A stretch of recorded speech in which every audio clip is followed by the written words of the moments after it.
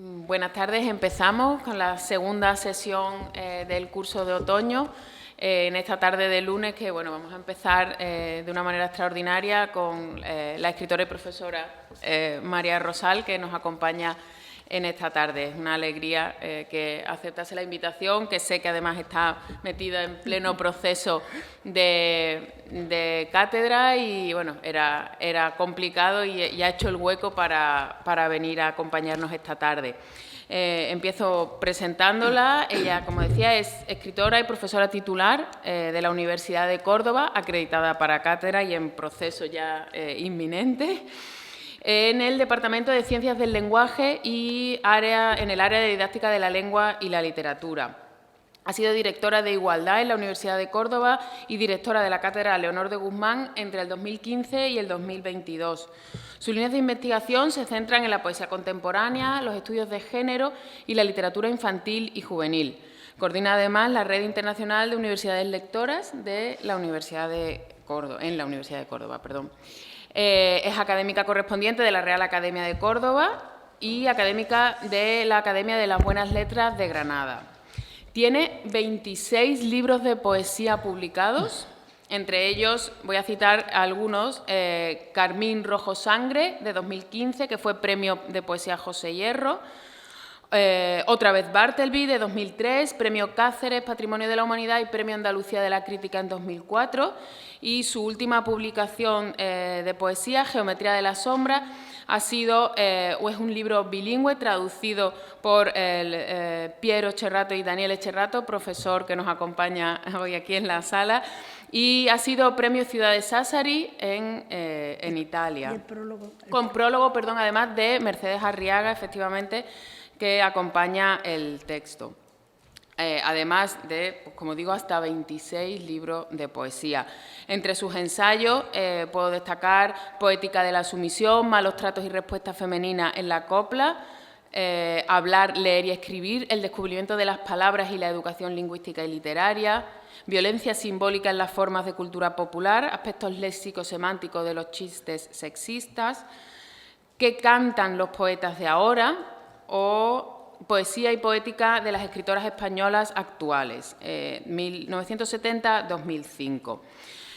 Tiene, además, que no he dicho antes, un premio de poesía con su nombre, que se ha convocado este año por primera vez y que se resuelve dentro de poco, ¿verdad? Está en redes y en distintos medios publicados. Y hoy, bueno, pues le agradezco muchísimo, como decía al principio, que haya accedido a venir, y nos va a hablar de las poetas y las antologías hacia la revisión del canon. María, muchísimas gracias y te cedo la palabra. Muchísimas gracias, buenas tardes. Muchísimas gracias a ti, Rocío.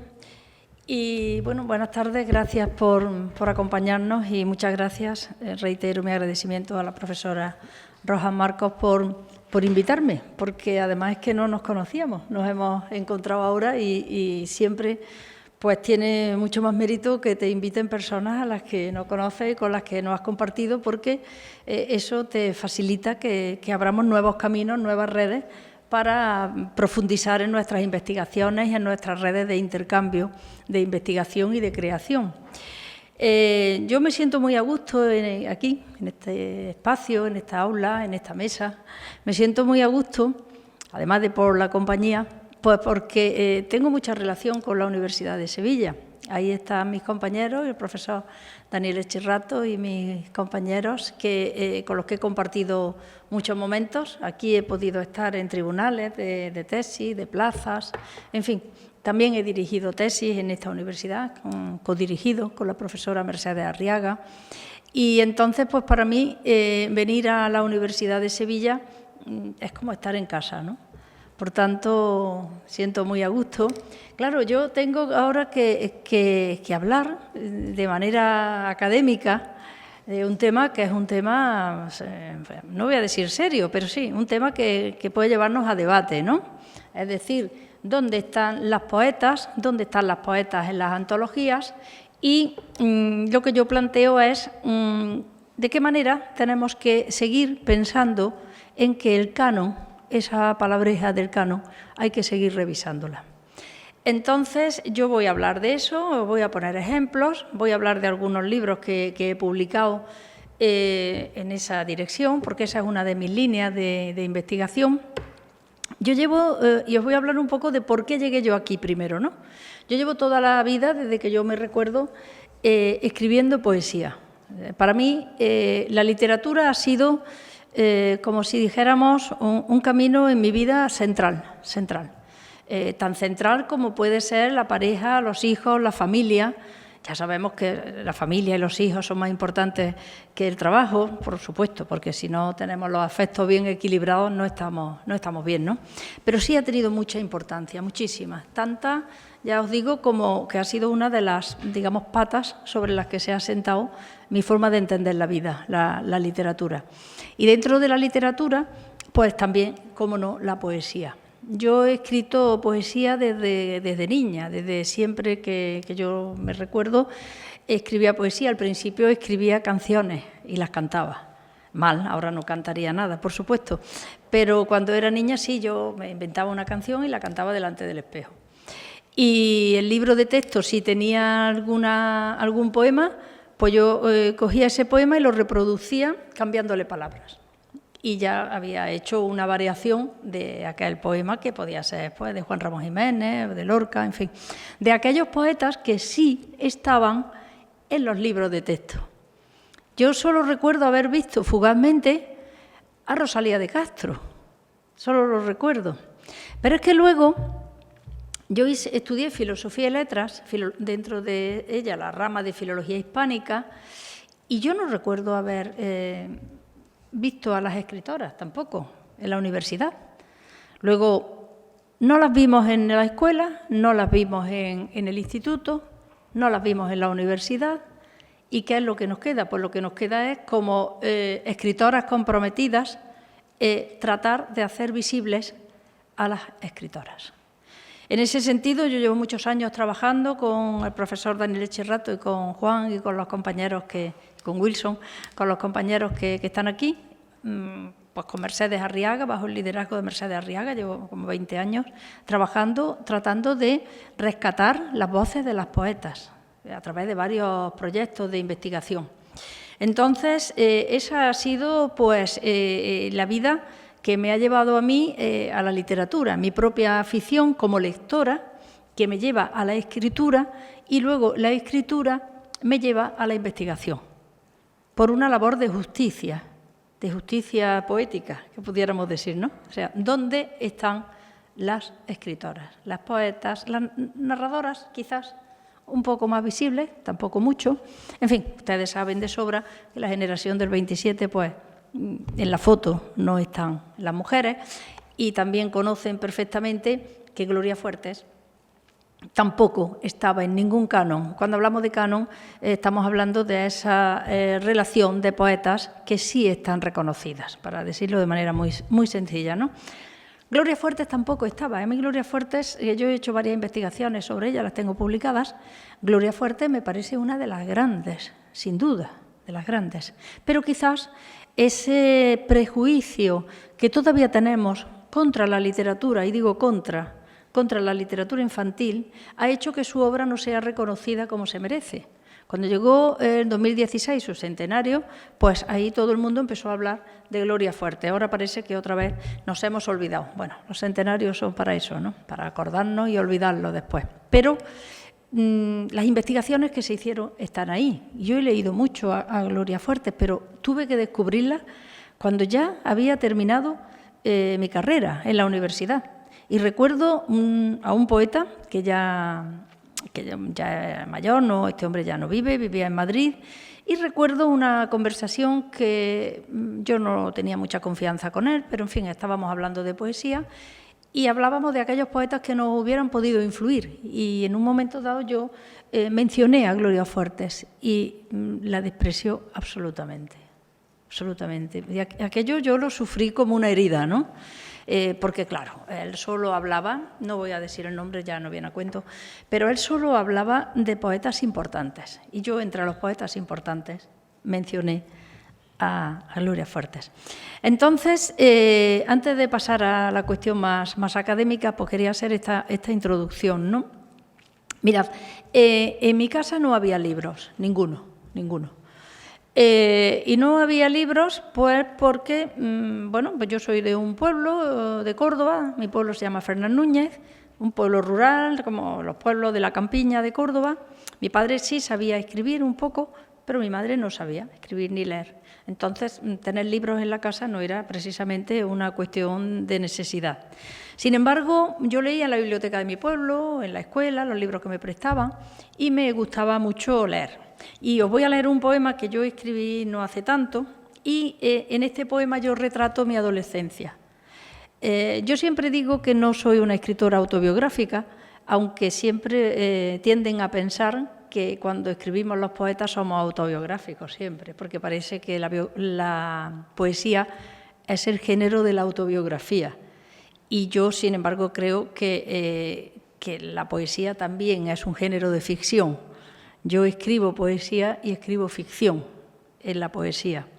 De hecho, este poema y otros que están en este libro, bueno, pues en mi familia no han sido capaces de reconocer a las personas que nombro, y en algunos casos pues nombro a abuelos y todo eso, pero no lo han reconocido. ¿Por qué? Pues porque están ficcionalizados. Este es un poema que tiene que ver con un libro que yo leí de adolescente que me gustaba muchísimo, que era 100 años de soledad. Y como ya os he dicho que no había libros en mi casa, pues entonces me lo prestaron. Y era en verano, yo cuando terminaba mi curso, que era una niña bastante aplicada, me dedicaba a leer, a estudiar, pues cuando llegaba el verano prácticamente lo que quería era no hacer nada o leer, que era lo que más me gustaba. Pero mi madre entendía que eso de leer era perder el tiempo y que lo que tenía que hacer, por ser mujer, era coser y bordar el ajuar. Entonces, yo me sentaba en el patio con una sábana, a veces era una sábana, una mantelería, bordaba a mano, y luego aprendí a bordar a máquina, que yo era una delicia, porque yo bordaba a la velocidad del rayo, ¿no? Y ya me quedaba tiempo para leer. Pero bordaba a mano, y entonces, imaginaos que esto era 100 años de soledad, este libro, yo lo metía entre los pliegues de la mantelería o de la sábana que estuviera leyendo, lo metía allí, y mi madre vigilaba que yo cosiera. Como ella no estaba a mi lado, sino que se movía, iba a comprar, volvía, siempre miraba y me decía, qué poco te cunde.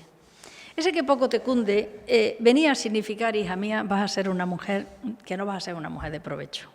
Vas a ser una mujer que esto no va a tener remedio.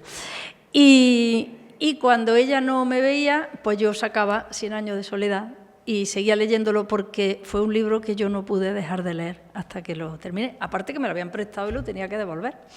Entonces, este poema hace referencia a todo esto, porque, ¿cómo diría? Si yo soy ahora la persona que soy, todos sabemos cómo nos vamos construyendo, ¿no? Y cómo vamos construyendo nuestra identidad. Pero creo que si yo soy ahora la persona que soy, le debo mucho a la lectura.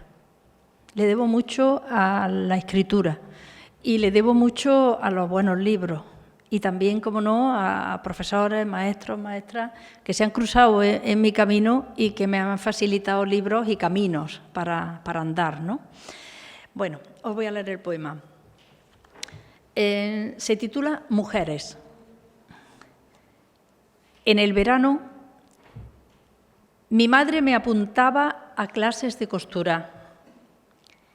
Era el calor sinónimo de linos y pespuntes.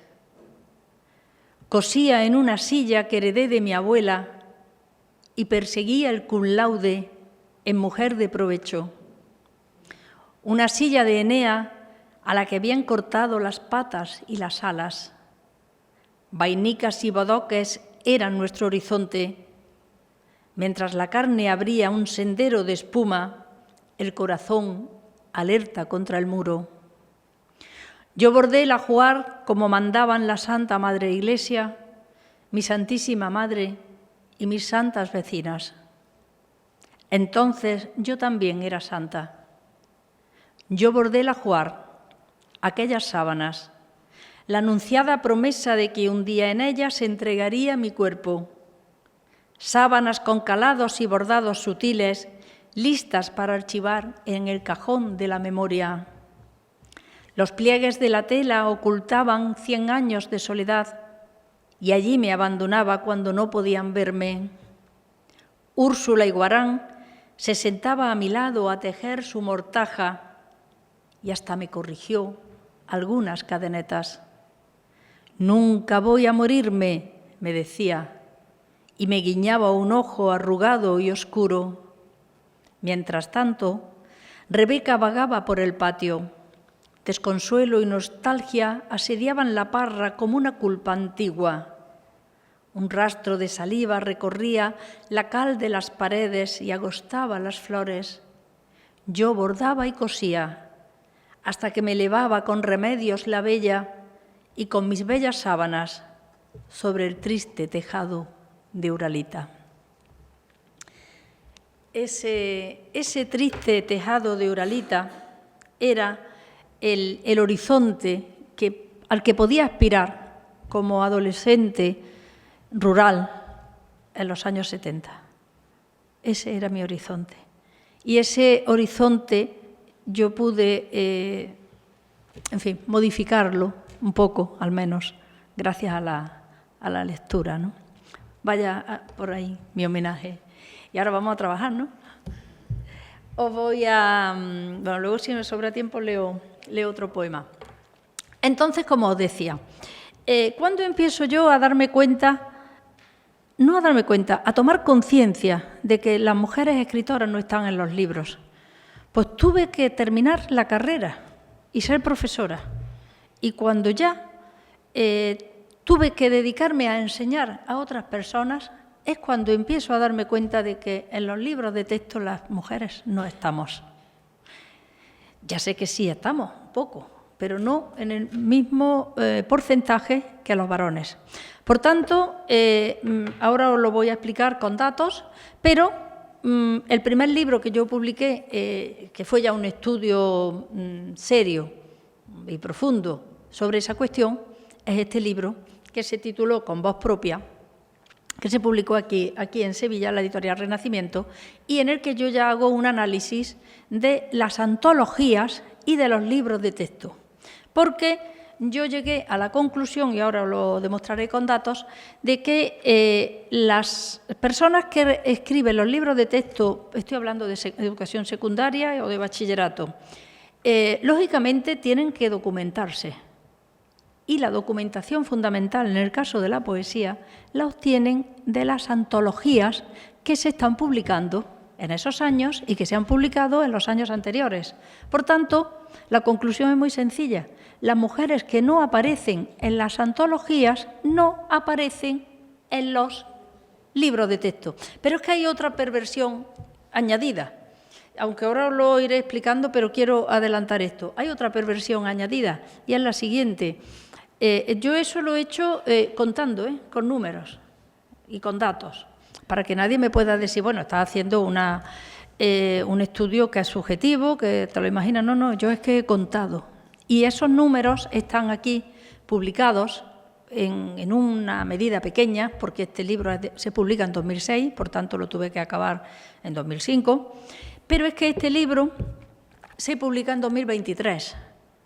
Y ahí yo ya he hecho un recuento de 40 años de poesía en España, 40 años de antología, 40 años de libros de texto, y he empezado a decir, a ver, ¿dónde están las mujeres? Y una vez que están, ¿cuáles son? Y por qué se repiten las mismas, como si estuviéramos hablando de un concepto, que luego si queréis podemos debatir, que es el concepto de mujer cuota. Es decir, que una vez que los antólogos se cansan ya de oírnos a las mujeres protestar y decir en congresos, en encuentros, decir que no estamos, pero que exigimos estar, pues resuelven el problema incluyendo a una, y esa es la cuota para decir, no, las mujeres están, pero no he encontrado a más. Todo eso lo he estudiado yo leyéndome todas nunca se puede decir porque seguro que se me ha escapado alguna, ¿no?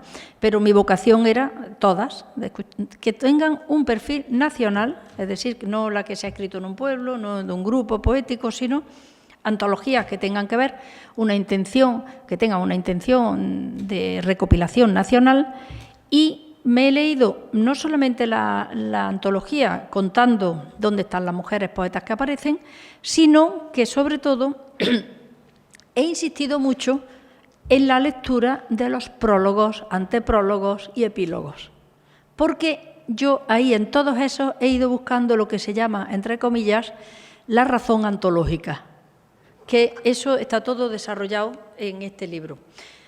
Entonces, cuando yo voy buscando la razón antológica, pues me encuentro las cuestiones más peregrinas. Porque a veces te dicen los antólogos, no, es que no he encontrado ninguna mujer. O entre las que he encontrado, la que más me interesaba no era de esos años. Y yo estaba antologando una década y esa era de otra década. En fin, todas esas cuestiones que son muy extensas, que eso nos daría para otro día y para mucho más, todo eso lo digo porque me lo he ido encontrando. Entonces, voy a ir sintetizando un poco todo lo que he dicho para que lo vayamos viendo así ordenado, digamos. Yo, en mi análisis de trabajo y en mi línea de investigación, yo parto desde la crítica literaria feminista. Por tanto, hay un posicionamiento crítico claro, ¿vale? Desde esa crítica literaria feminista entiendo que los textos literarios son documentos históricos. ¿Qué quiere decir eso? Pues que los textos literarios nos están reproduciendo los imaginarios del momento histórico en el que se escriben, en el que se publican o incluso en el que se reactualizan, porque hay veces que son de otra época pero se reactualizan. Por tanto, cuando hablamos ahí de patriarcado, que ya tenemos conocimiento de lo que es el patriarcado, vemos que es uno de los metarrelatos que se reproducen en los textos. Por tanto, si tenemos una antología y la analizamos desde esta perspectiva, pues llegaremos a esas conclusiones que yo ya les he ido adelantando. Por tanto, hablamos del género como una categoría de análisis que puede ser productiva, tan productiva como pueden ser la raza o el color, ¿vale? Ahí vamos a ir avanzando un poco. Por tanto, el género, es decir, considerar a las mujeres o no considerar su inclusión, ha ido funcionando como un factor de exclusión historiográfica. Lo que he dicho antes, cuando nos ponemos a buscarla, no estamos. Por tanto, importa analizar la presencia de las poetas en ese contexto, ¿vale? Hay que cuestionar, vuelvo a insistir, el canon literario. Yo, que trabajo en educación, en la Facultad de Educación, y que trabajo mucho con futuros maestros y futuros profesores de instituto, pues siempre una de las cuestiones en las que más insisto es en el cuestionamiento del canon. Es decir, el canon escolar, el canon literario, esa relación de escritores y escritoras que están ya consagrados, ¿por qué son los que están y por qué no están otros? ¿Por qué seguimos viendo algunos escritores que nadie lee, pero están ahí y se van reproduciendo un año tras otro? Yo también, cuando trabajo con mis estudiantes, les pido que vayan a las normativas y que miren el BOE o el BOJA y que miren lo que se ha publicado y cuál es la relación de autores de los que se dice que hay que trabajar en sus obras. Y verán cómo, y les digo, a ver qué echáis en falta, ¿no? Y verán cómo las mujeres no están. Por tanto, cuando hablamos de cuestionar el canon, estamos hablando desde la universidad también de la responsabilidad que tenemos para formar a nuestros estudiantes para que ellos y ellas sigan cuestionando el canon, porque luego van a enseñar a otras personas y van a seguir perpetuando los silenciamientos por razón de género.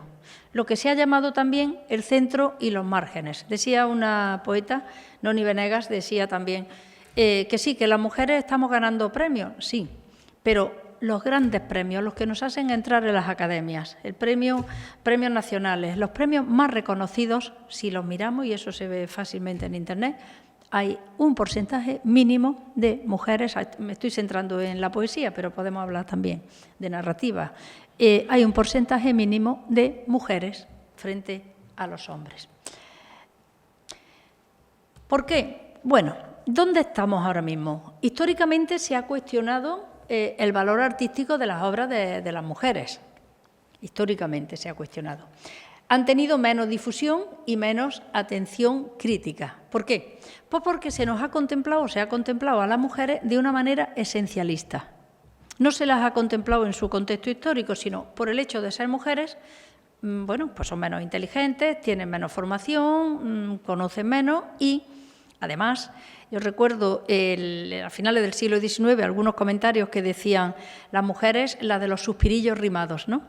Porque puedes hablar del amor, puedes hablar de la naturaleza, pero, ojo, no vayas a hablar del erotismo. No vayas a hablar de erotismo y mucho menos no lo vayas a poner en primera persona. Yo precisamente hace muchos años cuando empecé a publicar, que no a escribir, que no tiene nada que ver, uno escribe y luego publicar es otra cosa diferente, cuando yo empecé a publicar, pues una de las cuestiones que yo hice, lo hice como provocación y porque a mí no me costaba ningún trabajo hacer aquello también, escribí poesía erótica. Escribí algunos sonetos eróticos, yo tengo, que pasa es que no me lo he traído, tengo un soneto dedicado al sexo femenino y al sexo femenino me refiero al coño y lo tengo, pero no he caído en traérmelo. En fin, quiero deciros que hice ese tipo de escritura, primero porque no me cuesta mucho trabajo, porque es como un juego, ¿no? Y segundo porque tenía ganas de provocar, ¿no? Y bueno, eso levanta mucho revuelo. Ver a una mujer que diga, o en algún poema que tengo yo por ahí escrito también, alguna mujer que diga, me he acostado con todos los héroes que conozco, eso también llama mucho la atención, pero parece mentira que todavía tengamos que pedir permiso para ver cuáles son los temas de los que nosotros podemos hablar, ¿no? Tengo interés en que veáis algunas citas históricas, que os las he puesto ahí, para que veáis cómo se nos ha considerado. Esa cita es nada menos que de José Ortega y Gasset, año 1923, y es una cita del primer número de la revista de Occidente. Estamos hablando del prestigio más elevado del que podemos hablar, ¿no? Bueno, pues ahí Ortega y Gasset dice lo siguiente: ¿hasta qué punto puede alojarse en la mujer la genialidad lírica? La cuestión es poco galante y corre el riesgo de suscitar en contra todas las banalidades del feminismo. No obstante, algún día será preciso responder a esta pregunta. Esto lo escribe en un texto maravilloso, digo maravilloso para poder analizarlo, no porque esté de acuerdo, os podéis imaginar. El texto es magnífico, yo no sé dónde lo vi, lo pedí a la Biblioteca Nacional y desde entonces lo tengo y suelo trabajar con él en mis clases, ¿no? Él hace un comentario a la poesía de Ana de Noailles, una poeta francesa, y la está elogiando en todo momento, ¿eh? Pero dentro de esos elogios que hace a esta poeta y a su obra, dentro de esos elogios, pues su pensamiento, el patriarcado, está muy presente, como podéis ver. Ahí lo tenemos, ¿veis? La poesía abajo de Ana de Noailles. Y he cogido algún fragmento, porque son muy significativos, para que sepamos por qué todavía seguimos donde estamos. Porque es que los grandes hombres, los grandes pensadores, han ido transmitiendo y reproduciendo estas cuestiones. Y por eso ahora las estamos respondiendo y las estamos contestando. Si intentamos imaginar el alma de una planta, no podremos atribuirle ideas ni sentimientos. No habrá en ella más que sensaciones, y aun estas vagas, difusas, atmosféricas. La planta se sentirá bien bajo un cielo benigno, bajo la blanda mano de un viento suave. Se sentirá mal bajo la borrasca, azotada por la nieve inverniza. La voluptuosidad femenina es, acaso, de todas las humanas impresiones, la que más próxima nos parece a la existencia botánica. La voluptuosidad femenina es muy cercana a la existencia botánica. Como lechuguitas. Bueno, por eso os digo que el texto es magnífico, tiene 10 o 12 páginas y tiene una enorme riqueza, ¿no? Porque se puede analizar muy bien el pensamiento y se puede analizar muy bien por qué estamos donde estamos y por qué todavía hay muchas cosas que tenemos que seguir diciendo. Bueno, pero no es solo, ¿eh? Yo he traído algunas perlas, porque si vengo nada más que con estadísticas, os aburrí. Entonces yo traigo algunas perlas más. Dice este señor Ortega y Gasset: la voluptuosidad femenina es acaso, perdón, ese es el que os he leído antes, sigue, ¿no es esta una idea que cabe muy bien en el corazón de una amapola? O sea, el tema de la botánica, y eso, aquí solo traigo esto, pero lo he estudiado en otro lugar, y siempre muchos autores nos comparan con las plantas. Claro, yo miro a otras mujeres que conozco, me miro a mí, me miro en el espejo y digo, ¿dónde está el parecido con la lechuga, como decía, ¿no? Lo mismo si no lo veo. En esto me estoy acordando de Christine de Pizan, con aquella gracia maravillosa que ella tenía, que cuando decía el tal Mateolo que las mujeres no eran inteligentes, decía ella, hombre, no es porque lo diga, porque el opúsculo que ha escrito no vale nada, sino porque yo conozco a otras damas y yo las veo y no veo lo que este señor dice. Entonces, voy a demostrar que eso no es así. Eso ya lo estaba diciendo Christine de Pizan. Y mirad cómo vamos. El contorno visual falta casi siempre. Sería demasiado humano, demasiado espiritual para este genio vegetativo. Es divinamente ciega como una camelia. Planta, amapola, ciega como una camelia, genio vegetativo. Para alabar a una mujer que ha escrito una obra poética que considera digna de alabanza y cuyo trabajo se publica en el número 1 de Revista de Occidente. No estamos hablando de una gacetilla de un pueblo perdido en la sierra, ¿eh? Estamos hablando. Bueno, planta sublime, y continúa con la filiación botánica, como podéis ver. Porque hay en este lirismo vegetal un poro a través del cual sorprendemos que dentro de la planta hay una mujer. Menos mal. El hombre lleva un rato pensando y ahora ha descubierto que dentro de la planta hay una mujer. Mejor, una alta dama. Pero fijaros que esto no es tan extraordinario, lo digo porque sea del año 1923. Yo recuerdo una vez un encuentro en el que estábamos varios poetas en una mesa y mujer, solo estaba yo, lo de la mujer cuota, ¿no? Ya como habían nombrado a una, con esta ya cumplimos. Y bueno, pues estábamos hablando de poesía, que ellos se estaban retransmitiendo también por la radio, y había un señor allí que yo no lo conocía de nada y se entabló un debate y dijo, mi pregunta es para la dama, ¿me permite usted que la llame dama? Digo, no.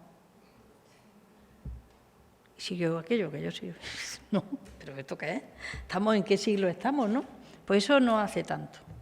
Bueno, esto ya es del año 53. Si hacemos números, desde el 23 al 53 son 30 años, ¿no? Bueno, pues dice este señor que escribe una antología, y estoy ahora hablando de antología ya, que escribe una antología que titula Poesía Femenina. Y este señor dice, a uno le parece estupendo que las mujeres escriban, se está refiriendo a eso, ¿no? Esto es el prólogo, porque los prólogos son interesantísimos, de verdad. Yo siempre que compro alguna antología, lo primero es el prólogo. Decía un amigo mío, los prólogos no se leen, digo, los prólogos tienen mucha sustancia, hay que leerlos.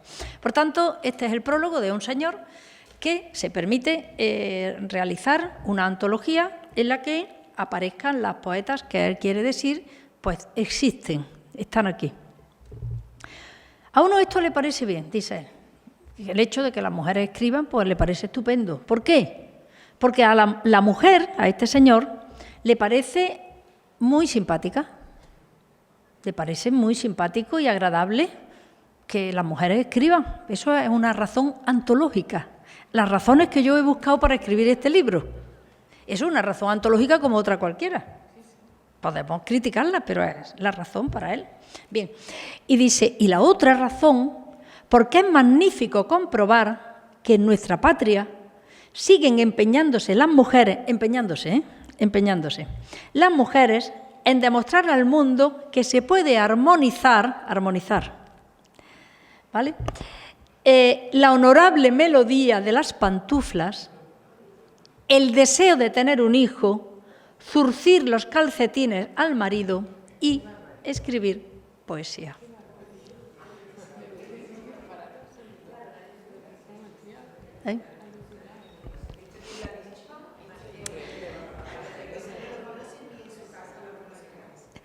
Bueno, en aquellos años probablemente sí, en el mundo literario de la poesía, que tampoco es que sea muy extenso, pero sí, porque cuando sale una antología todo el mundo quiere estar.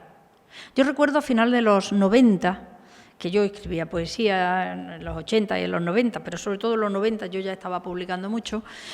Yo recuerdo amigos míos que se ponían muy nerviosos si salía una antología y no estaban, porque tenían muy claro que las antologías se iban a constituir en instrumentos de periodización. Es decir, que si no estás ahí no sales en la foto. Y que si dentro de unos años vamos a hablar de cuáles eran los poetas o cuáles eran los poetas representativos de fin de siglo y no estás, ya no vas a estar, no te va a considerar nadie. Entonces, sí tienen ese valor. Cuando yo hice mi tesis doctoral, que la hice sobre poesía contemporánea escrita por mujeres, siempre había quien se acercaba a preguntarme, pero bueno, es que las mujeres escriben diferente a los hombres, y yo decía, bueno, ese debate lo podemos tener o no tener, pero yo no estoy hablando de esto, yo estoy hablando de cuestiones políticas, es decir, ¿por qué los hombres están y por qué las mujeres no estamos? Y esa es la perspectiva en la que me estoy situando. Pero he empezado diciendo que los textos poéticos, porque fijaos que este texto que yo os he leído, este poema que yo os he leído, es un texto histórico también, porque está reflejando una época, está reflejando la realidad que yo sentía cuando yo era niña o adolescente más bien, pero que yo cada vez que leo este poema en público, hay muchas personas que se acercan a decirme, me he sentido identificada, porque esa fue mi infancia o mi adolescencia, o eso lo he vivido yo.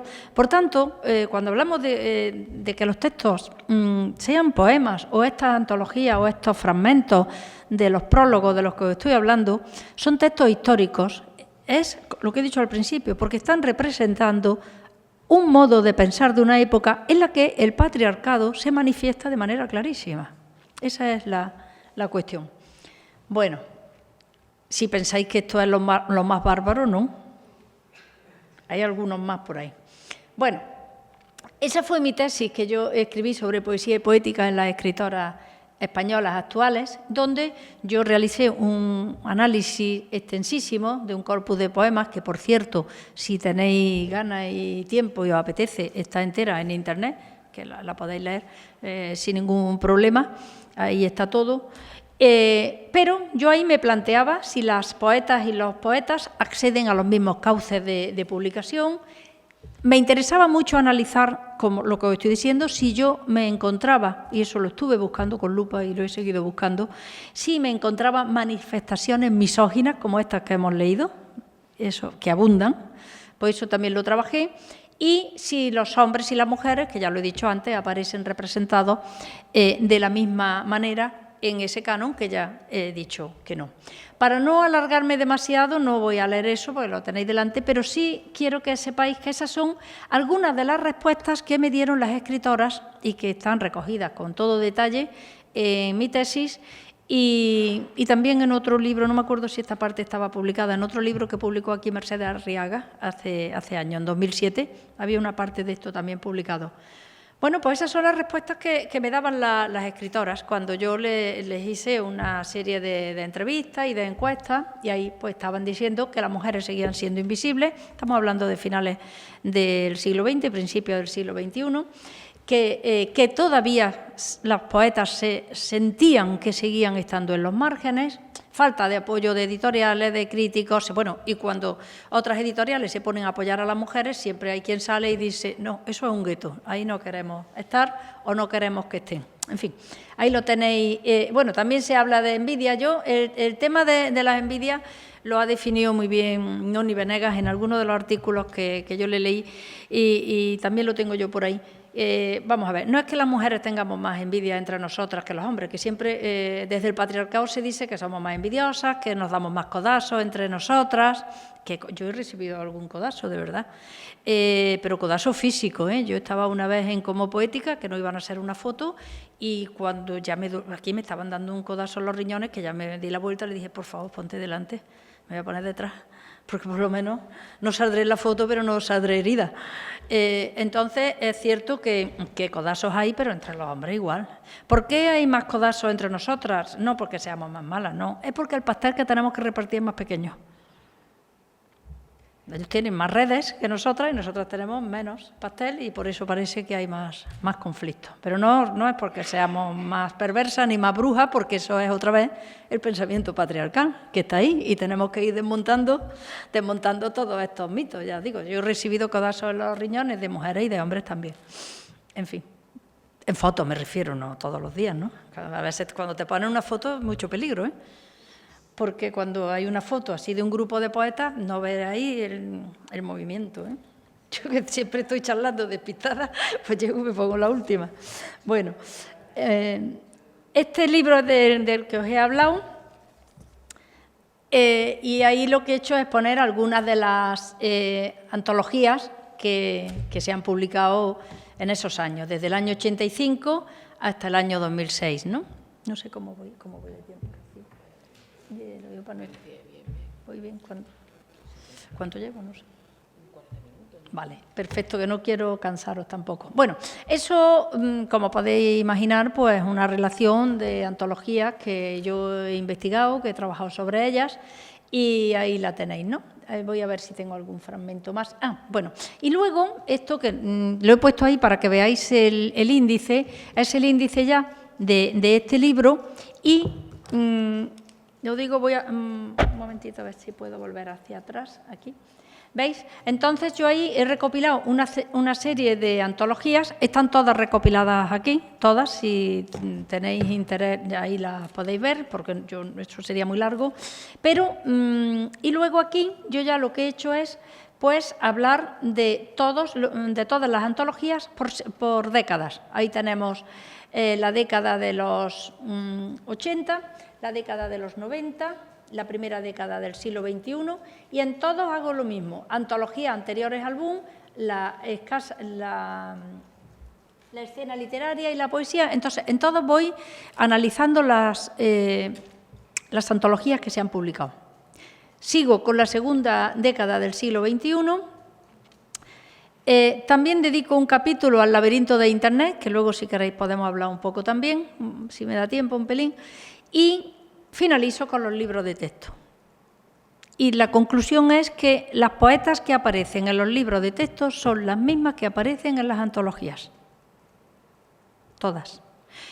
Todas, quiero decir que no aparece ninguna que no aparezca en las antologías, pero tampoco aparecen todas las de las antologías, porque las antologías es mucho más. Y la segunda perversión, que empecé a decirlo antes y no lo terminé, que es que está analizado también ahí, ya lo analicé en este libro, pero aquí está analizado ya durante 40 años, el análisis es mucho más extenso, es que cuando cogemos un libro de texto, fijaos, me da igual que sea de secundaria como de bachillerato, porque lo he analizado todos. La segunda perversión que os decía es que aparecen pocas mujeres nombradas, pero cuando al final del capítulo aparecen poemas, los poemas son de hombres. Algún poema de mujeres también, algunos. Pero ahí hay otro porcentaje más, hay otro escalón. Por ejemplo, estamos hablando de lo que yo hablo es de la poesía a partir del año de 1975, a partir de la democracia, ¿no? Ese es el capítulo que yo busco en los libros. Bueno, pues en ese capítulo nos encontramos una serie de hombres, poetas, porque solo he analizado las poetas, las narradoras pasa igual, pero yo eso no lo he descrito. Aparecen una serie de nombres de hombres y una serie de nombres de mujeres, infinitamente menor. Y luego, a continuación, se ponen poemas, o bien para comentario de texto, o bien simplemente para su lectura. Ahí los poemas de mujeres son escasísimos, la mayoría son de hombres. Luego hay un doble silenciamiento. ¿Por qué? Pues porque son inercias, o porque hay mayor amiguismo, o porque el que ha escrito el libro es amigo de alguien y quiere sacar a su amigo.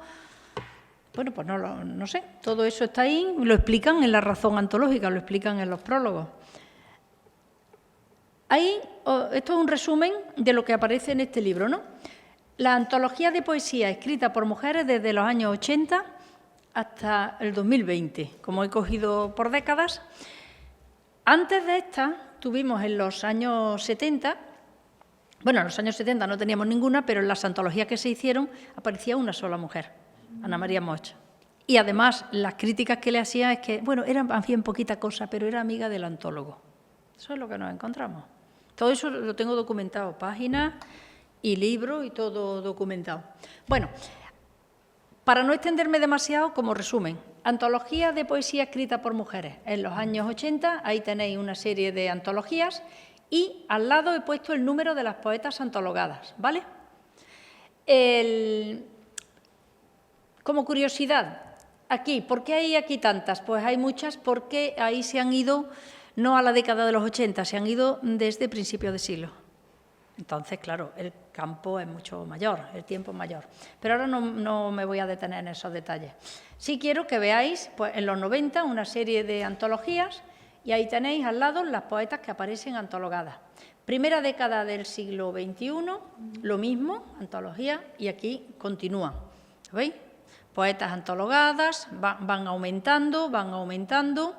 También no todos los libros son iguales, porque, por ejemplo, este que lo hice yo, Poetas Españolas de Hoy, que era un cuadernito, tiene 7 poetas, pues porque el cuadernito no daba para más. Pero en ese momento lo importante es, si hay una institución que te ofrece sacar un cuaderno con poetas, pues aprovecha y lo sacas. Por tanto, no es lo mismo que cuando lo saca una editorial, o la ilimitada voz de José María Balcells, que ahí están las poetas desde la generación del 27.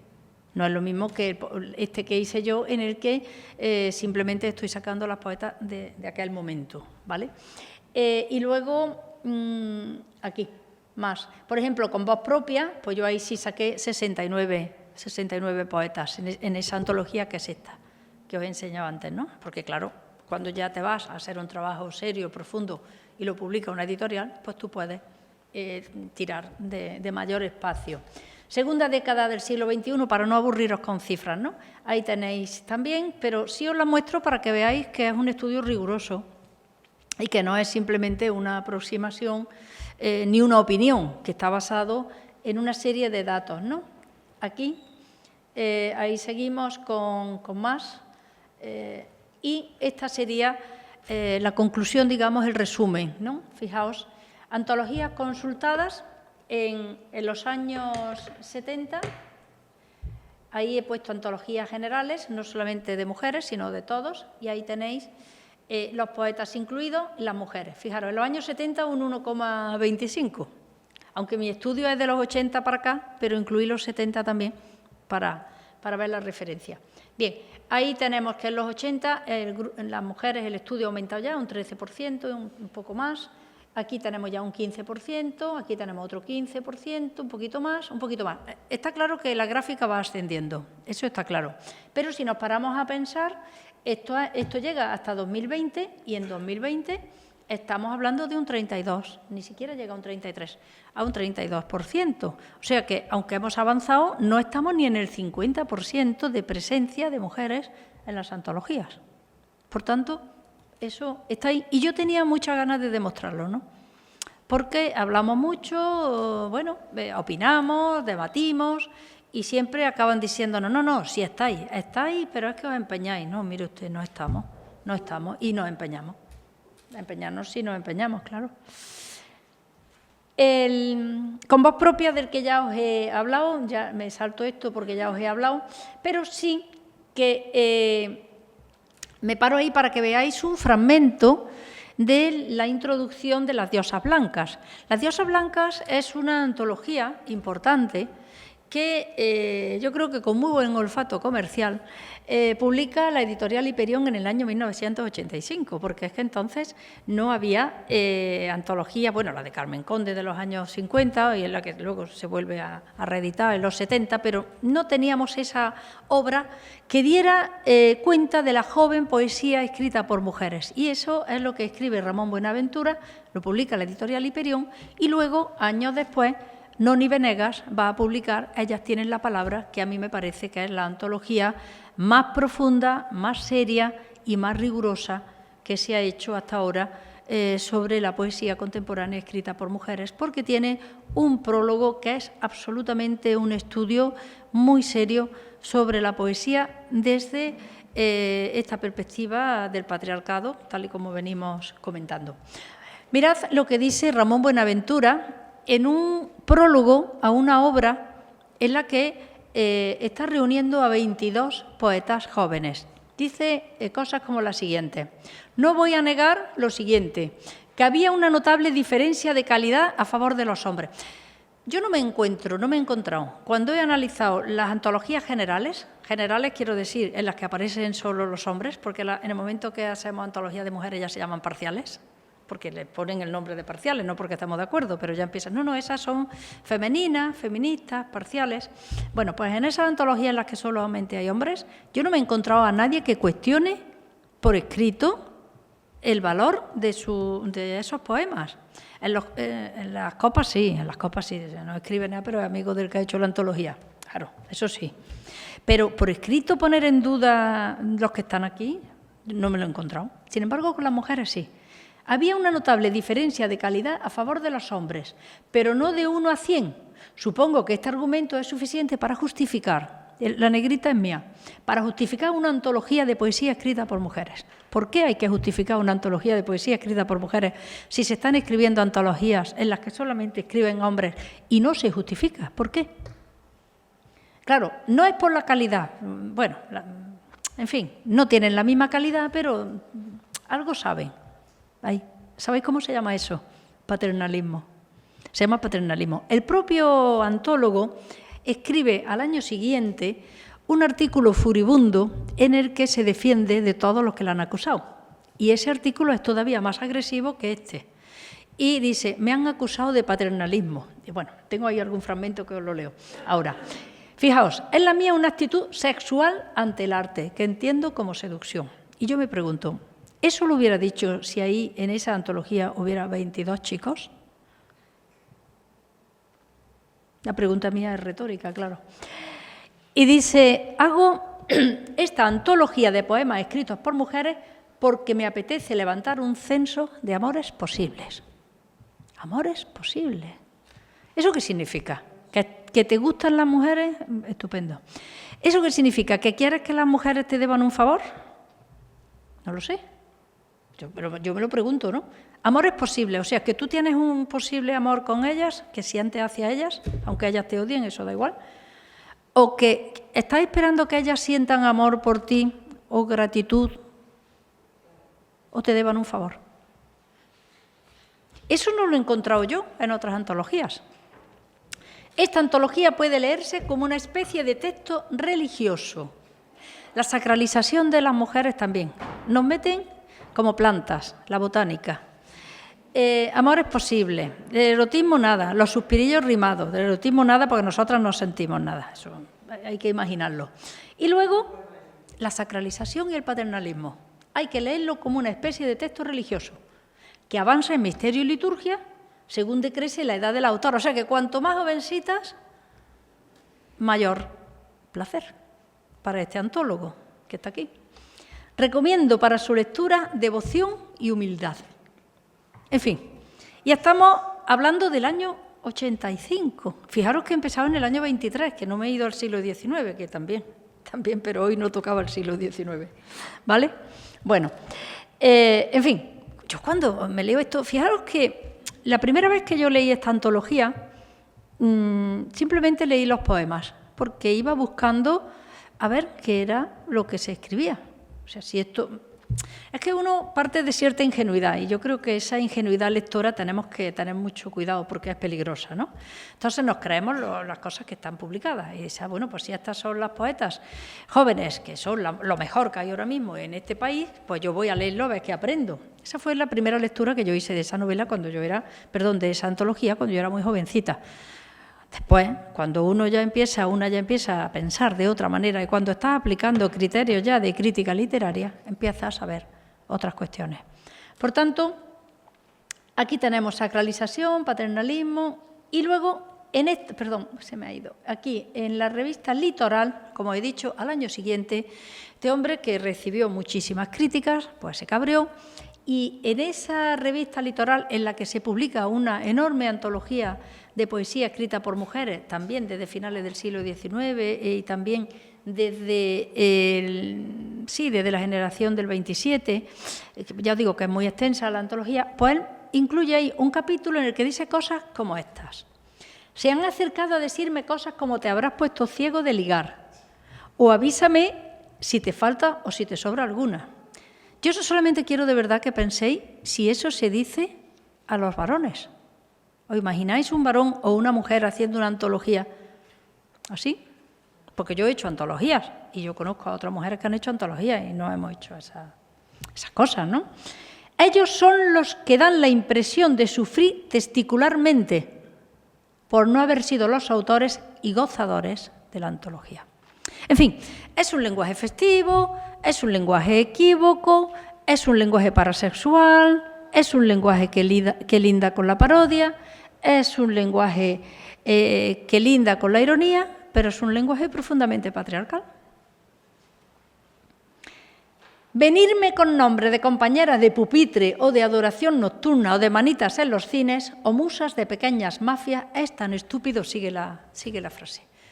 O sea, que a él le han venido otros poetas, otros amigos, otras personas y le han dicho, oye, te falta esta, te falta esta, te falta la otra.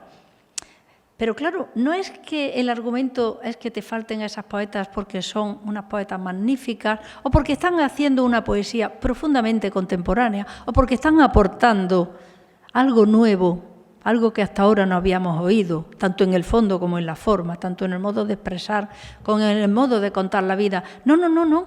Es que son tus amigas con las que tú tienes tus rolletes y entonces me estás diciendo que las incluyas. Claro, la palabra rollete que yo acabo de usar, como podéis imaginar, está en consonancia con lo que estamos diciendo, ¿no?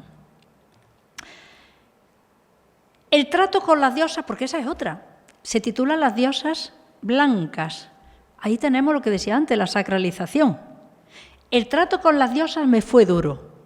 Nadie se va de rositas a los 45 años cuando se abre a la intimidad y al trato indefenso con 2 docenas de mujeres. Si antes éramos plantas, ahora somos como los huevos, docenas. 2 docenas de mujeres jóvenes, creativas, vitales, invasoras por personalidad, competitivas, inteligentes, intensísimas. Ese es el prólogo de una antología publicada en el año 1985. Bueno, esto ya es del 86, de cuando él protesta, o cuando se defiende más bien. Sería idiota no reconocer que me he ido dejando fascinar por buena parte de las antologadas, aunque convenga aclarar que esa fascinación no se produjo en ningún caso con anterioridad a la selección, que se operó siempre sobre los poemas.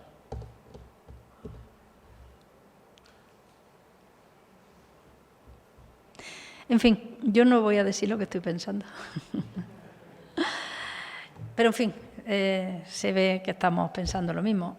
¿Por qué hay que justificar que la selección se hace sobre los poemas y no sobre las poetas? ¿Por qué? No lo he visto en ninguna otra antología de hombres, nunca. No he visto ninguna antología en la que digan he publicado a Pepito Pérez, no porque tenga una barba y una nariz que me encanta, sino porque los poemas me gustan. Es posible que tenga una barba y una nariz mejor que los poemas, pero no se dice. En fin.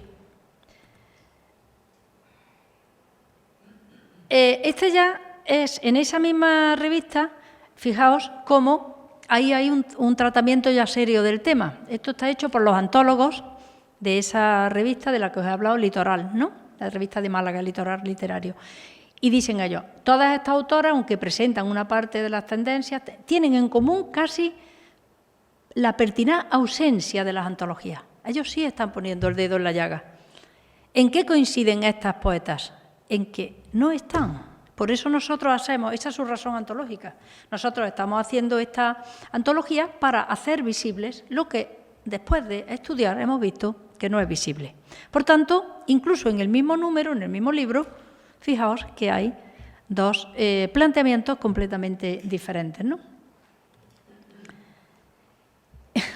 Bueno, y esto es un artículo que apareció en prensa a propósito de las diosas blancas. Cuando las diosas blancas se publican, vosotros sabéis que en general cuando se publica cualquier libro es bastante habitual que se hagan reseñas, bastante habitual. Bueno, pues esto es una reseña. Y esto lo escribe Antonio Enrique, que yo lo conozco, que es poeta. Pero bueno, el hombre escribe esto. Estoy con el antólogo en que sus muchachas, dicho sea sin intención paternalista, sus muchachas, claro, el paréntesis es más que irónico, encarnan otra manera de ser y que desde luego rompen parámetros. No vamos a arrodillarnos, como sugiere el título, ¿no? Como el fervoroso antólogo en un desvarío encantador. O sea, ese título es un desvarío encantador. Nosotros no nos vamos a arrodillar y no lo vamos a hacer porque no escriben todavía lo suficientemente bien. O sea, que el señor este que hace la crítica literaria, se va al título, están sacralizadas, pero aún así no están lo suficientemente todavía. Les pediríamos divisa y sostendríamos de grado las bridas del corcel que montasen, para luego besar reverenciosamente esas manos que saben del tacto de los libros y la pluma, porque a ellas, aún disfrazadas, son vestales ante el altar de Apolo. Esto es del año 86, ¿eh? Hombre, es del siglo pasado, pero muy cercano. Ante vosotros 22 mujeres, un genio maligno me susurra sobre el hombro que ponga aquí que hay señoritas y zagalas, damas y aun caballeros.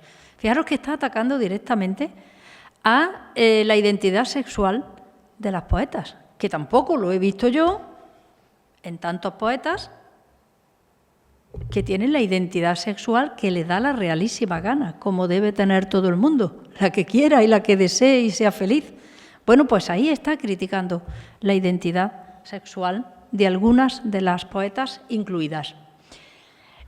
Son mujeres exquisitas, inteligentes, alegres, algunas bellísimas. Si esto es crítica literaria, que venga Dios y lo vea. ¿Por qué? De lo que se está hablando es de otra cuestión. Y vamos a empeorar la situación. Vamos a empeorar. Este señor escribe en el año 1990. Yo rescaté ese artículo porque no es que sea muy extenso, pero lo rescaté y hay alguna poeta que dice, por Dios, no saques eso, que no se vea ya por ningún lado. Y yo dije, pero ¿cómo que no se vea por ningún lado? Vamos a ver. En fin, y ahí tenéis algunos fragmentos. Las poetisas han tenido, poetisa, que ese es otro tema, poeta, poetisa, que a veces se usa para insultar. Las poetisas han tenido tradicionalmente mala fama, porque en general suelen ser malas escritoras, insustanciales y de escaso interés. Bueno, versificadoras, repetitivas, monótonas, poetisas, con claro tono peyorativo, como he dicho. Féminas, cursis, locas de atar, desaprensivas, pacatas, marranas, gallinas cluecas, lametosas, lagartonas, proclives a la sirvengonsonería.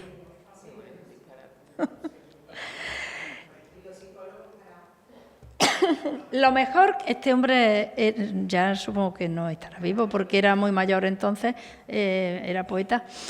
Lo mejor que hayan dicho las poetisas, más salvables, lo han dicho antes y mejor los poetas. Poetisas mías, atiendan vuestras mercedes a sus maridos y a sus hijos. Mantengan su casa en orden y déjense de versos malos y cochambrosos, que ya hay demasiados poetas que se dedican a ello con terca dedicación. Yo solo estoy de acuerdo en el final. Sí, 1990, ¿eh? Empezado por el 23. Y vosotros quizás pensabais que íbamos a mejorar. Pues no. Bueno, ¿qué os parece? Ahora después, si queréis, podemos hablar un poquito. Bueno, esto ya es un texto serio de Sharon Keefe, que no me voy a parar. Ella lo que hace es analizar de manera seria. Esta es una hispanista que vive en América y ella hizo un estudio serio de las poetas que en esos momentos estaban publicando y cuáles eran los rasgos que podían definir la poesía que estaban escribiendo. Por tanto, ahí sí tenemos un trabajo serio. Noni Venegas igual, en ellas tienen la palabra, es un estudio serio y profundo. Estoy buscando, que no recuerdo si tengo aquí un texto del siglo XVII, que es muy parecido al de los años 90 que os he leído, pero es posible que no lo tenga aquí. Sí, no lo sé si lo tengo, ahora os lo vemos. Bueno, ahí tenemos también a otro de los críticos de la época que escribe antologías y dice lo siguiente: el auge de la poesía femenina, por primera vez se le dedican premios, colecciones, congresos con exclusividad, caracteriza a los años 80, aunque resulta cuanto menos dudosa la pertinencia crítica de separación de la poesía escrita por mujeres de la poesía escrita por hombres. Claro, en eso podemos estar de acuerdo. ¿Por qué tenemos que hacer antologías de mujeres? ¿Por qué tenemos que aparecer como si fuéramos un anexo de, o como si fuéramos un gueto?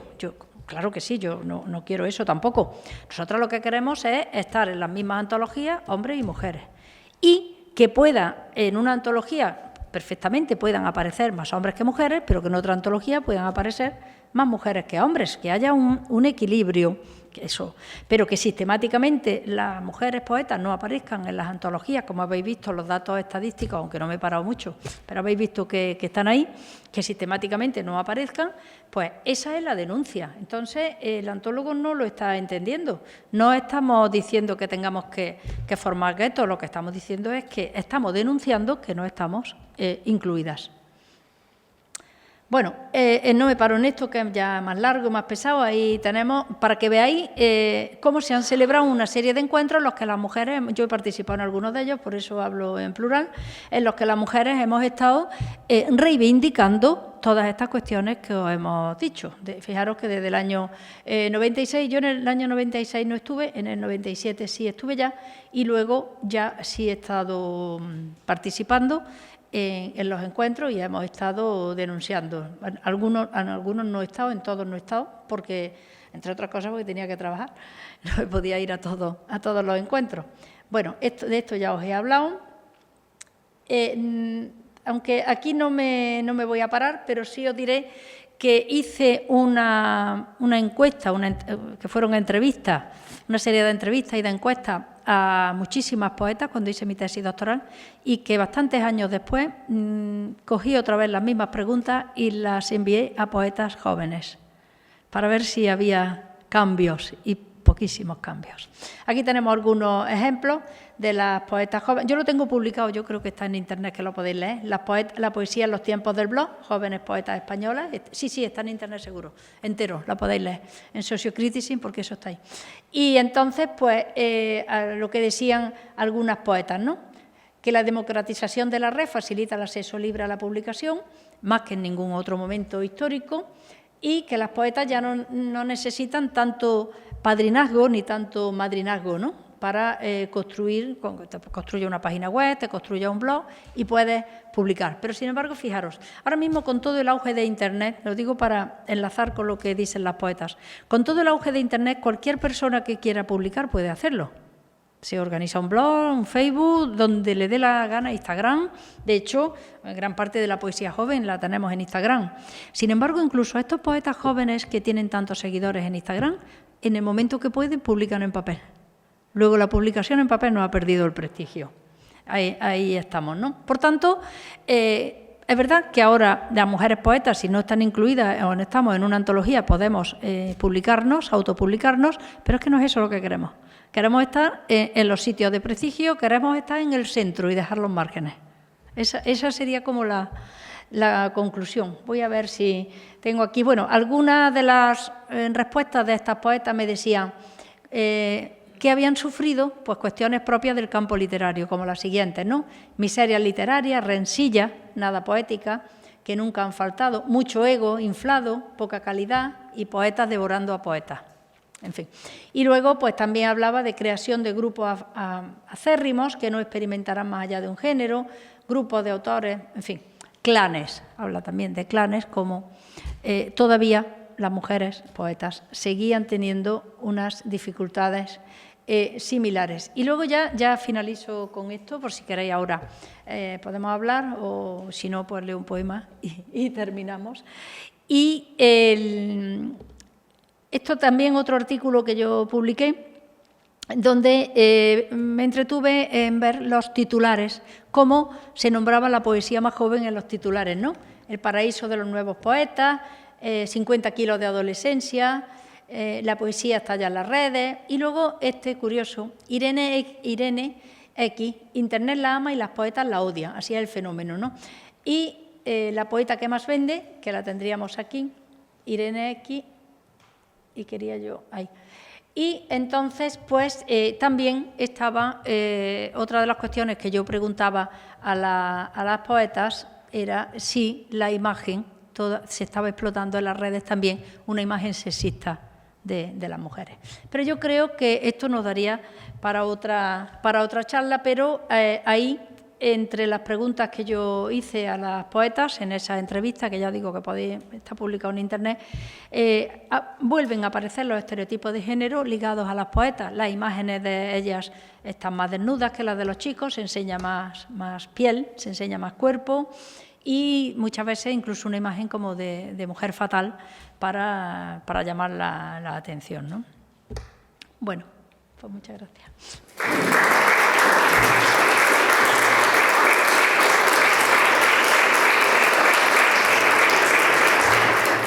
Bueno, María, muchas gracias a ti porque creo que estamos todos todavía con la boca abierta y si la razón de este curso, tal y como se planteó, esa necesidad de preguntarnos por qué sigue haciendo falta recuperar voces, estaba planteada en esos términos después de escucharte. Bueno, es que creo que estamos todos, o sea, todos que creo que nos has respondido con creces a muchos de los motivos. Yo todavía no doy crédito a alguna de las cosas que has leído, la verdad, y sobre todo, como tú dices, podía ir a peor conforme más se acerca en el tiempo a nosotros, que eso es la gran sorpresa. Lo último que has leído de Bejarano era realmente ofensivo, no ya era paternalista, bueno, pues con la manita en el hombro en plan de venga, pobrecitas, también escribís, es que es realmente burdo. Sí. Y no podemos ignorarlo, está ahí. Y desde luego sí digo que como investigadoras no podemos ignorarlo. Como poetas quizás, porque hay un momento que dice, bueno, ya conocemos a los personajes, no lo digo porque yo lo conozca, pero en fin, a otros personajes sí los conozco y cuando te llega una patochada dices, bueno, pero como investigadores tenemos que profundizar y tener argumentos. Completamente. Si alguien tiene alguna pregunta, un comentario, es el momento, un rato de debate podemos tener. ¿No? ¿Nadie? ¿Estáis todos petrificados? ¿Estáis todos todavía en shock? Daniel, sí. Lo que se oye, sí. Lo que notaba, que además lo sabe que yo no tuvo de poetas italianos, también lo consigo, también ha traducido al castellano alguno de las poetas italianas. Claro, un mecanismo un poco de exclusión de la crítica literaria, tampoco ha cambiado mucho desde los primeros siglos y también en Italia la crítica literaria, un poco el paternalismo, los mecanismos siguen siendo también esos críticos, tampoco tienen mucha poesía. Los argumentos son siempre los mismos, son siempre argumentos totalmente arbitrarios, basados en ningún hecho científico. Queda todavía mucho trabajo y gracias también a María que trabaja en los lados como poeta y como crítica, poeta en todo ese tipo, que es importante también porque claro que lo que falta para un poco yo creo de construir el canon, que haya mujeres, sobre todo también hombres que hagan crítica literaria así como se quiere de peño, así como luchadora y destacando toda esta violencia que es violencia.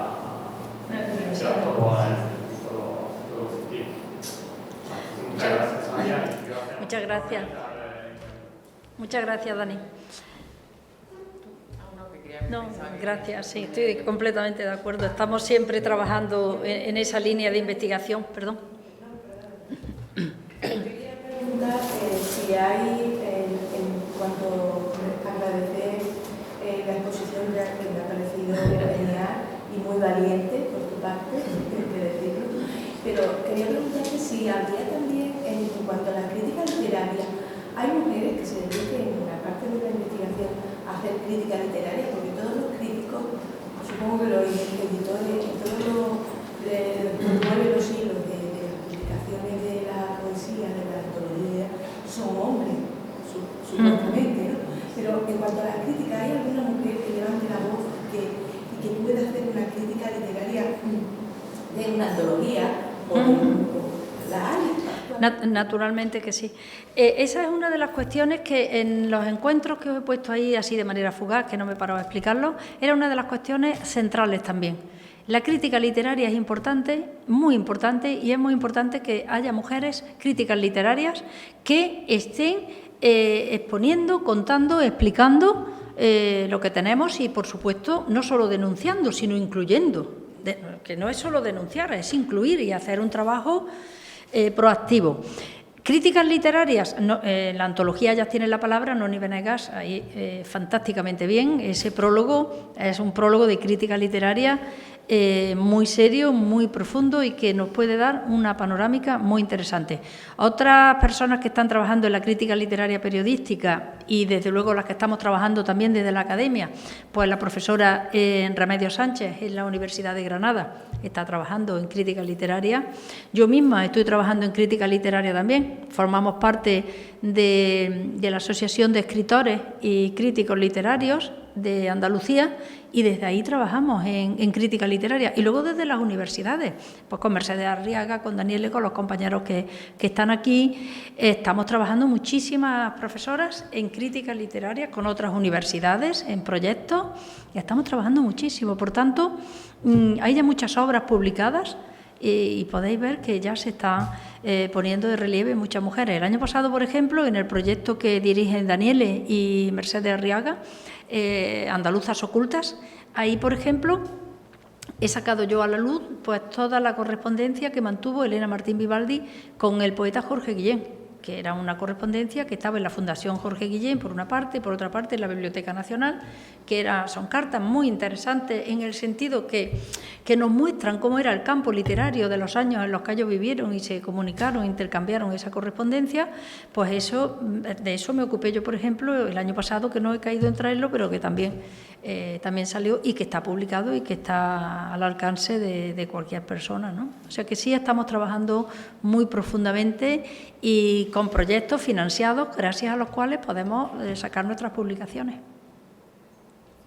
Yo quiero comentar al hilo de lo que decía la compañera, que es difícil que la mujer como crítica literaria encuentre eco en la sociedad de autores en general, autores y directores, si no tiene un espacio adecuado para su valía como literata, por ejemplo en la antología. Es decir, yo pienso que tal como está el patio, es mucho más reconocida y reconocible una crítica hecha por un varón que por una mujer, todavía. Entonces, aunque haya ya, como por ejemplo usted, ¿no? y lo dedicáis a esto y tal, pero todavía yo creo que falta mucho porque como no tenemos espacio en ese mundo, el mundo ese no es nuestro todavía. Pues es muy difícil que nos escuchen las críticas que hacemos de él. Es lo que he denominado antes, que se llama el centro de los márgenes. Seguimos estando en los márgenes, pero yo creo que vamos ganando hacia el centro. Yo soy optimista, no soy pesimista en absoluto. Aunque los datos ya habéis visto que no llegábamos al 50%, pero creo que tenemos que seguir.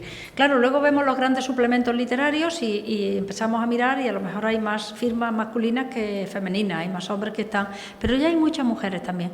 Y hay mucha crítica literaria en Internet también, se está difundiendo muy bien. Yo soy optimista, desde luego. Yo creo que estamos avanzando, y yo creo que donde hay que insistir mucho, sobre todo, es en los estudiantes que van a ser futuros maestros y futuros profesores y profesoras. Yo creo que ahí hay que insistir mucho, porque si no tienen una opinión formada, opinión crítica, se van a dedicar a transmitir, no van a cuestionar. Y díganme ustedes qué hacemos con un maestro y una maestra que no cuestionen el presente, el pasado, cómo vamos a construir el futuro, de qué estamos hablando. Entonces, yo creo que parte de mi labor, de mi responsabilidad, diría yo, es en mi trabajo universitario. ¿No piensa usted que los escritores, toda la gente que escribimos,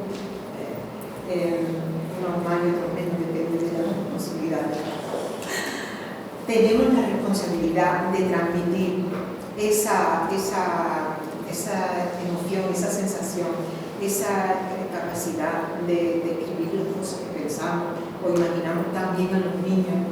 Yo lo digo por mi vecino y mi sobrino, que un día fui a su colegio y cuando le dije a los niños, mira, yo soy una escritora, he escrito esta novela, los niños abrieron los ojos como plata. ¿No piensa usted que la gente que escribimos, poco o mucho, tenemos también un poco la responsabilidad, que no ya desde las altas esferas académicas, sino de la pie de obra, digamos, de ir transmitiendo poco a poco ese mundo, ese alma? Sí, entiendo. Yo creo que, y ahora hablo ya como escritora, no como investigadora, yo creo, tal y como yo lo he vivido, que la primera responsabilidad es con una misma. Y es la responsabilidad de ser felices. Yo creo que esa es la responsabilidad más grande que tenemos, de hacernos felices en vez de machacarnos. Mira que nos machacamos por todo, ¿no? Entonces, si nos gusta escribir, pues escribir. Una cosa, dije antes, es escribir y otra cosa es publicar. Son cosas distintas. ¿Por qué? Porque yo para escribir no necesito a nadie. Yo, teniendo un ordenador, ya está. Porque estoy acostumbrada a escribir con ordenador y es donde me siento a gusto. Pero ya está, no necesito nada más. Si salgo de viaje no suelo escribir porque como no llevo el ordenador. Entonces esa es la primera obligación. Pero luego está también, yo creo, la responsabilidad de respetar a los lectores. Yo creo que la responsabilidad que tenemos como escritores respecto a los lectores es la del respeto. El otro día hablaba yo con otra persona de la literatura infantil, que yo escribo literatura infantil también, además de literatura de adultos, porque a mí, como me gusta escribir, pues escribo lo que me apetece. Entonces, yo he publicado novela infantil también, y yo hablaba y decía, ¿es posible que una novela infantil mía sea más buena o más mala o más regular? Depende de la capacidad que yo tenga para escribir, del talento, digamos, ¿no?